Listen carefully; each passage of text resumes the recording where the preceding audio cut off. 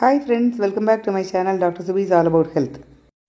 முட்டை ஒரு ஆரோக்கியமான ஊட்டச்சத்துக்கள் நிறைஞ்ச உணவுங்கிறது நம்ம எல்லாருக்கும் தெரியும். இதில் குறிப்பாக புரோட்டீன்ஸ் அதிக அளவில் இருக்குது, ஹெல்த்தி ஃபேட்ஸும் இருக்குது. குழந்தைகள்லேருந்து பெரியவங்க வரைக்கும் விரும்பி சாப்பிட்ற உணவு இது. இதை வேக வச்சோ பொரிச்சோ ஆம்லெட் மாதிரி பண்ணியோ எப்படி வேணாலும் இந்த முட்டையை சாப்பிட்லாம். எப்படி சாப்பிட்டாலும் பொதுவாக முட்டை சுவையாக இருக்கும். முட்டையை மற்ற உணவுகளோடு சேர்த்தும் சாப்பிட முடியும். வெஜிடபிள்ஸ் சேர்த்து சாப்பிட்லாம், பிரெட் டோஸ்ட் பண்ணி சாப்பிட்லாம். வெயிட் லாஸுக்கும் இந்த முட்டை ரொம்ப ஹெல்ப்ஃபுல்லாக இருக்கும். இவ்வளவு ஊட்டச்சத்து நிறைஞ்ச ஹெல்த்தியான முட்டையை சமைக்கும் போதும் சாப்பிடும் போதும் செய்கிற சில தவறுகள்னால முட்டையோட எல்லா நன்மைகளும் நம்மளுக்கு கிடைக்காம போயிடும்.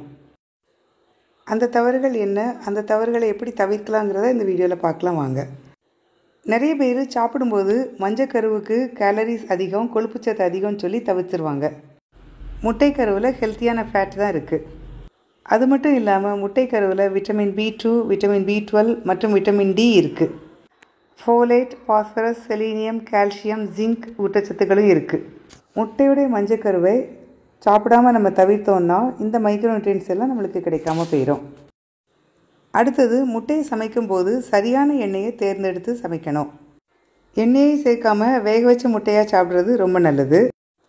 எண்ணெயை சேர்க்கும்போது முட்டையோட சுவை இன்னும் அதிகமாகும். டிரான்ஸ்ஃபேட் நிறைஞ்ச எண்ணெயை யூஸ் பண்ணக்கூடாது. ஆலிவ் ஆயில் இல்லைனா தேங்காய் எண்ணெயை யூஸ் பண்ணிக்கலாம். முட்டையை சாப்பிடும்போது சில உணவுகள் கூட அதை சேர்த்து சாப்பிடக்கூடாது. சிட்ரஸ் ஃப்ரூட்ஸ், வாழைப்பழங்கள், டீ இது கூட சேர்த்து முட்டையை சாப்பிடக்கூடாது. வெயிட் லாஸ்க்கு முட்டையை எடுத்துக்கிட்டோன்னா அது காய்கறிகள் கூட சேர்த்து சாப்பிட்றது நல்லது. கீரை, தக்காளி, குடைமிளகாய் இதெல்லாம் முட்டையோடு சேர்த்து சாப்பிட்லாம். காய்கறிகளை முட்டையோடு சேர்க்கும்போது நார்ச்சத்து அதிகமாக இருக்கும். அதனால் ஒரு ஃபில்லிங் எஃபெக்ட் இருக்கும், வயிறு நிறைஞ்ச ஃபீல் இருக்கும். நீண்ட நேரம் பசி எடுக்காது. காய்கறிகளை சேர்க்கறதுனால ஊட்டச்சத்தும் அதிகமாக கிடைக்கும். முட்டையை அதிக நேரம் வேக வைக்கக்கூடாது.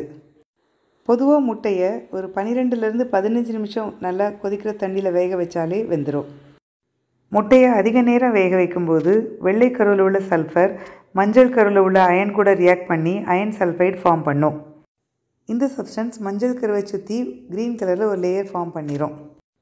முட்டையை அதிகமாக வேக வைக்கும்போது அது ரப்பர் மாதிரி மாறிடும். சல்ஃபர் ஸ்மெல்லும் வரும். இதை சாப்பிட்றதுனால உடலுக்கு கெடுதல் இல்லைனாலும் டேஸ்ட் நல்லா இருக்காது, ஸ்மெல்லும் நல்லா இருக்காது. சமைக்காத பச்சை முட்டையை சாப்பிடக்கூடாது. பச்சை முட்டைகளில் சால்மோனெல்லா பாக்டீரியா இருக்கும். ஸோ பச்சை முட்டையை சாப்பிடும்போது இந்த பாக்டீரியாவால் வயிறுவலி வரலாம், வயிற்றுப்போக்கு வரும். ரொம்ப நாளான முட்டைகளை சாப்பிடக்கூடாது. நார்மலாக முட்டைகளை 3லேருந்து 5 வாரம் வரைக்கும் ஃப்ரிட்ஜில் ஸ்டோர் பண்ணலாம். ஃப்ரிட்ஜோட டோரில் முட்டையை ஸ்டோர் பண்ணக்கூடாது. ஃப்ரிட்ஜுக்குள்ளே குளிரான பகுதியில் ஸ்டோர் பண்ணணும். முட்டை கெட்டு போகாமல் இருக்காங்கிறதையும் நம்ம தண்ணியில் போட்டு கண்டுபிடிக்கலாம். ஒரு டம்ளர் தண்ணியில் முட்டையை வைக்கணும். முட்டை கீழே இருந்ததுன்னா அது நல்ல முட்டைன்னு அர்த்தம். நடுவில் மிதந்ததுன்னா அது சீக்கிரமாக யூஸ் பண்ணிடணும். நல்லா மேலே மிதந்ததுன்னா அது கெட்டுப்போன முட்டைன்னு அர்த்தம். கெட்டுப்போன முட்டையை சாப்பிடும்போது அதில் சால்மோனெல்லா பாக்டீரியாவுடைய நச்சுத்தன்மை இருக்கும். அதனால் வயிற்றுப்போக்கு வரலாம், வயிறு வலி வரலாம், காய்ச்சலும் வரலாம். கெட்டுப்போன முட்டையை கட்டாயமாக தவிர்த்திடணும்.